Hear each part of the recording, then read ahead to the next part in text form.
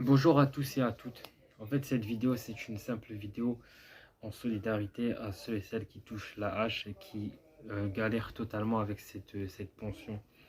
Il y a quelque temps, observé l'histoire d'une personne en état de handicap qui s'est malheureusement ôté la vie parce qu'il était dans une énorme précarité et que personne ne pouvait l'aider. D'après ce que j'ai compris, il bénéficiait donc de la hache.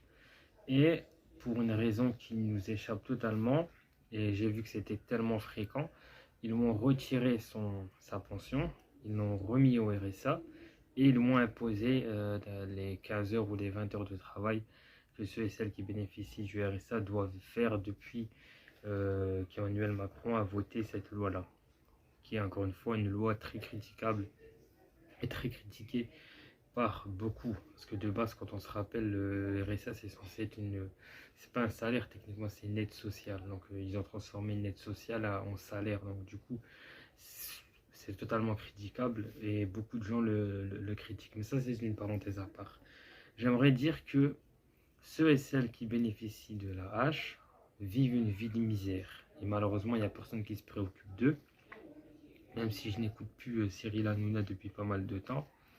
Il fait passer tout le monde dans son émission. Là, il fait passer les gilets jaunes, et etc., etc., etc., les patrons, là, etc. Mais à aucun moment, il fait passer des personnes en état de handicap qui toucheraient cette pension et qui raconteraient. Désolé, j'ai du mal à m'exprimer. Bref, parenthèse à part.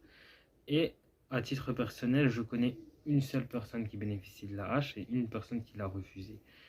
Parce qu'il y a beaucoup trop de contraintes. Désolé, donc il y a beaucoup trop de contraintes. La personne qui touche la hache est touchée de troubles psychologiques. Donc je ne sais pas qu'est-ce qu'il a exactement, mais parfois il va dans un hôpital psychiatrique, etc. Donc on peut en déduire que c'est relativement sérieux ce qu'il a. Étant donné qu'il vit chez ses parents, il n'observe pas le côté obscur, enfin le revers du décor, en fait, de toucher cette pension qui s'appelle donc la hache.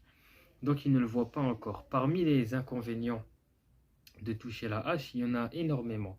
Déjà, la première chose, c'est qu'on vous vend le travail. On vous dit, vous allez bénéficier de la hache et vous allez forcément trouver un travail. Naturellement, quand je dis si possible ne pas le faire, je ne mets pas tout le monde dans le même panier. Il existe deux catégories de personnes qui touchent la hache. Enfin, plusieurs catégories. La première, c'est ceux qui n'ont vraiment pas le choix parce qu'ils sont devenus handicapés ou ils sont nés handicapés de par un accident de moto ou de par un accident de voiture. Et d'autres le sont devenus dû à des maladies qui se développent, telles que des maladies psychologiques, par exemple Borderland, etc. Après, parenthèse à part, je peux comprendre que certaines personnes en abusent.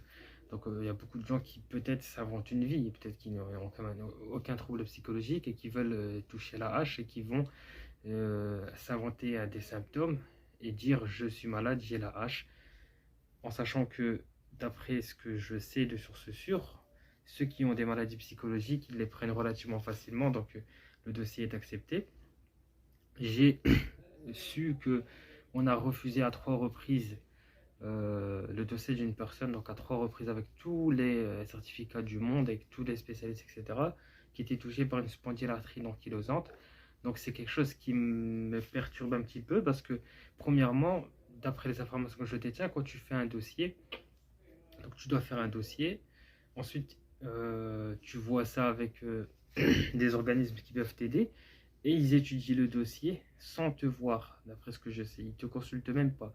Donc ils acceptent ou ils n'acceptent pas. Donc la personne qui a la spondylarthrite ankylosante, qui est une maladie de type inflammatoire qui touche énormément de personnes, ceux qui sont touchés par la spondylarthrite ankylosante, c'est soit la catégorie de 16 ans, d'accord, désolé encore une fois pour mon niveau de français, hein, ou soit entre 16 ans, d'accord, et 25 ans ou plus.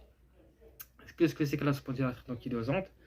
Pour résumer brièvement, pour une raison qui nous échappe totalement, c'est une défaillance au niveau du système immunitaire. Pour une raison qui nous échappe, qui s'attaque aux articulations de la personne. Donc c'est le système immunitaire qui détruit intérieurement la personne. Donc elle est touchée dans ses muscles, dans ses articulations, Et dans de rares cas, ça peut même souder la colonne vertébrale, carrément. Donc ces mecs-là, ils peuvent se retrouver paraplégiques, même si ça reste relativement rare, heureusement. Et quand ils sont en état de crise, donc déjà, ils ont des douleurs constantes. D'accord. Dans la grande majorité des cas, ceux et celles qui ont la spondylarthrite ankylosante, ils ont des douleurs constantes. Et si vous regardez leurs témoignages, ils vous disent clairement que plus ils prennent des médicaments et plus ils ont l'impression d'être malades. Parenthèse à part. Donc quand ils sont en état de crise, d'accord, de crise inflammatoire, c'est constant. C'est une douleur constante. Et l'inflammation se déplace dans le corps. Ça peut toucher l'œil, les épaules, la main, le bras, etc. Vous devez prendre en considération que les anticorps sont constamment actifs. Lorsqu'une personne qui est en bonne santé, il y a un rhume par exemple, le rhume peut disparaître au bout de 3-4 jours. D'accord. Mais ceux qui ont une spondylarthrite ankylosante, il peut mettre plusieurs semaines à disparaître. Un simple rhume. Pour quelle raison? Parce que les médicaments ont pour but de détruire la moitié du système immunitaire. Et étant donné qu'ils sont constamment en train de détruire leur propre système immunitaire, ils sont face à une fatigue constante, donc une fatigue chronique. Donc on a refusé ce genre de dossier. Fatigue chronique, douleur articulaire, ils ne peuvent pas marcher, ils ne peuvent pas courir, etc. Ils ne peuvent pas rester trop longtemps assis, ils ne peuvent pas rester trop longtemps debout. Donc c'est vraiment quelque chose de très compliqué. C'est un handicap invisible. Ça fait partie des maladies invisibles. Donc on a refusé, etc. Puis j'ai rencontré une autre personne, qui a également cette fameuse spondylarthrite ankylosante, mais lui a refusé catégoriquement de faire le dossier la hache, parce qu'il y a trop de contraintes. En fait, c'est comme je vous dis juste avant, on vous vend du rêve. On vous dit, vous allez toucher la hache, vous allez directement être mis sur le devant de la scène, vous allez trouver un emploi. Prenez en considération que c'est extrêmement compliqué de trouver un emploi déjà pour quelqu'un qui est en bonne santé. D'accord. Donc, qu'en est-il de quelqu'un qui a une maladie? On nous explique que soi-disant, sinon ils vont payer des taxes, mais je pense qu'ils s'en foutent, les patrons, de payer des taxes, parce que sinon ça serait. En plus de ça, tu vas subir ou tu peux subir la discrimination dans le monde du travail, parce que tout le monde forcément saura que tu as un quelconque handicap et tu peux être vu comme un espèce de fardeau, etc. Donc c'est extrêmement compliqué psychologiquement. Cette vidéo, comme j'ai dit, c'est une simple solidarité envers ces personnes-là, parce qu'ils sont face à leur maladie, d'accord. Ils ont beaucoup de problèmes à gérer, que ce soit des maladies, voilà, problèmes personnels également, parce que même le manque affectif, donc il y a beaucoup de personnes en état de handicap qui ont du mal à trouver l'amour, etc. Et vous savez que c'est quelque chose de relativement important, et surtout, c'est d'autant plus compliqué dans cette société dans laquelle nous évoluons, même pour quelqu'un qui est en bonne santé et qui est plutôt banal physiquement. Voilà, comme vous savez, avec les divorces qui explosent et tout, bon, ça c'est une autre histoire. Mais tout ça pour dire que voilà, il faut le prendre en considération. Donc je pense que ces personnes-là méritent d'être mis en avant et méritent beaucoup plus de reconnaissance. Donc parmi le côté dérangeant de la chose, c'est que d'après un témoignage que j'ai vu sur YouTube, d'ailleurs vous pouvez regarder sur YouTube en marquant la hache, c'est survivre ou ce genre de titre, la hache, quelle misère, etc.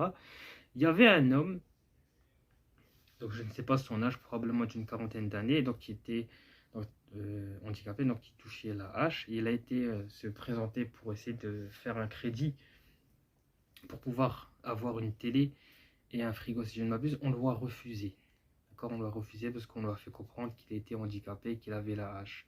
Donc le mec, il peut même pas faire un crédit pour une télé. Les mecs, ils peuvent même pas être propriétaires. Les mecs, ils peuvent même pas s'acheter une voiture, etc., etc., etc. Maintenant, c'est vrai que quand on observe cette réalité, dans les autres pays, ça n'existe pas. Il n'y a aucun problème. Mais le véritable problème, c'est que ceux qui évoluent en France, ben, il faut se fier à la France, parce que sinon c'est trop facile, cet état d'esprit. Là, si vous regardez en Algérie, par exemple, le salaire moyen, c'est quoi? C'est 300 euros. Donc aujourd'hui, les gens se plaignent du SMIC, parce que c'est tout simplement pas assez. D'accord. Même 2 SMIC, etc., c'est pas assez. Voilà, tout augmente, mais sauf les salaires, comme on dit. Est-ce qu'on va se baser sur l'Algérie, dire regardez les mecs qui touchent 300 euros, c'est leur salaire moyen, donc estimez-vous heureux? C'est pas un argument à prendre en considération. Donc du coup, voilà. Et parmi les plus grandes douilles, à mon avis, de ce système, la hache, c'est que Bon, moi je suis apolitique personnellement, mais est-ce que vous avez vu, comment dirais-je, est-ce que vous avez vu la discussion avec Emmanuel et Emmanuel Macron et la femme en état de handicap qui était en chaise roulante, qui pouvait à peine bouger, etc. C'est une femme que j'ai déjà écoutée, donc c'est une femme très touchante, d'ailleurs je vous incite à les regarder, etc. Et elle était à moins de 800 euros, ou peut-être 900, je ne sais plus exactement combien. Mais elle a posé un ultimatum, je sais comment on dit apparemment, enfin bref, à Emmanuel Macron. Elle lui a posé en fait une question. Elle lui a dit, voilà, je touche dans les alentours de 800 et 900 euros, quelque chose comme ça, et je suis face à un dilemme. J'ai envie de me marier, parce que cette personne-là a trouvé l'amour, etc. Mais si je me marie, je vais perdre la moitié de mes droits. Donc on va lui retirer la moitié de sa pension. Et elle va se retrouver avec une centaine d'euros. Et qui va devoir l'assumer? Eh ben, son mari. Et c'est ça qui est pour moi problématique. Et c'est ça qui est pour moi, c'est la plus grande, la chose la plus complexe de ce truc-là. C'est que si tu te maries, etc., et que ta femme travaille, ben, en gros, elle va devoir t'assumer toi. D'accord? Et ça peut poser de problème quand même pour beaucoup, mais déjà surtout les femmes d'aujourd'hui, surtout en tant que garçon, ça devait être bref, quoi. Donc, on va te retirer la moitié de tes aides pour donner toutes les charges à la personne avec qui tu vis. Donc, c'est elle qui va devoir payer le véhicule, les réparations du véhicule s'il y en a, l'assurance, etc., faire des vacances et tout. Donc, comme disait une femme, d'ailleurs que je vous incite à regarder sa vidéo, d'ailleurs qu'elle voulait passer sur TPMP, mais elle n'a jamais été invitée. Bon, après, il y avait, les gens, ils ne suivent pas derrière. Je crois que c'est la vidéo, c'est un titre similaire à Toucher la hache, c'est survivre. Donc, c'est une femme également qui est touchée par la spondylarthrite ankylosante. Donc, à l'époque, au moment où elle faisait cette vidéo-là, elle devait avoir peut-être 22 ans, si je ne me trompe pas. Depuis, elle a totalement arrêté les vidéos, donc j'espère qu'elle va mieux. Je ne sais pas dans quoi elle a évolué. Mais voilà, c'était ça que j'ai voulu dire. Et en sachant que je vais terminer là-dessus, ça fait déjà 12 minutes, je parle trop. Voilà, donc je ne sais plus trop ce que je disais, mais quand je vais clôturer là-dessus. Donc ceux qui touchent dans les alentours de 800 euros, etc., et 900 euros, ce sont ceux qui sont en état d'invalidité au bout de plus de 80%. Donc d'après ce que je sais, concernant la spondylarthrite ankylosante, par exemple, c'est une invalidité de 20%. Et la question est de savoir combien il te donne pardon, avec cette somme-là. Donc du coup, voilà, c'est pour ça qu'il faut vraiment réfléchir au lieu de vous embarquer comme ça, etc. Après, je pense qu'il sert un petit peu les boulons, je peux comprendre, parce qu'il doit probablement avoir des abus. Comme il y a beaucoup de mensonges aujourd'hui.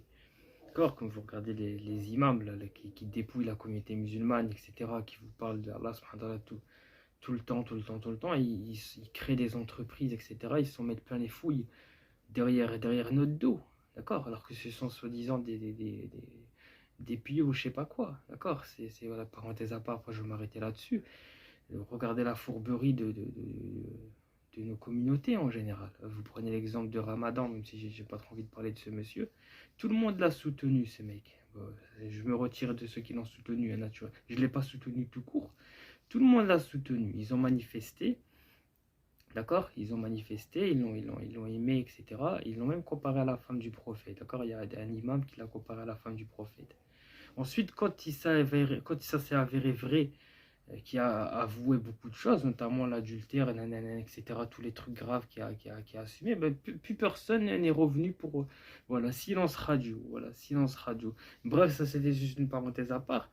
Donc ça montre qu'il y a des mensonges partout, voilà, il y a beaucoup de gens qui se foutent de nous, voilà, qui nous dépouillent, etc. Donc il y a forcément également des abus chez eux, à la MDPH, comme il y a beaucoup de gens qui peuvent peut-être s'inventer une maladie psychologique pour bénéficier de la hache. Donc pour moi, il n'y a aucun doute là-dessus. Mais le véritable problème, c'est que ça, ceux qui payent les pots cassés, comme on dit, ce sont ceux qui sont vraiment dans un état d'handicap. Donc du coup, voilà, si vous êtes dans ce cas-là, si vous pouvez éviter de toucher cette chose-là, je vous conseille vraiment de le faire dans la mesure du possible, parce que croyez-moi que regarder les témoignages, lisez les commentaires dans les forums, etc., c'est vraiment mener une vie de misère. Donc je vais m'arrêter là-dessus. Merci à ceux et celles qui m'ont regardé ou qui ont écouté. Et donc du coup voilà, au revoir. Merci infiniment.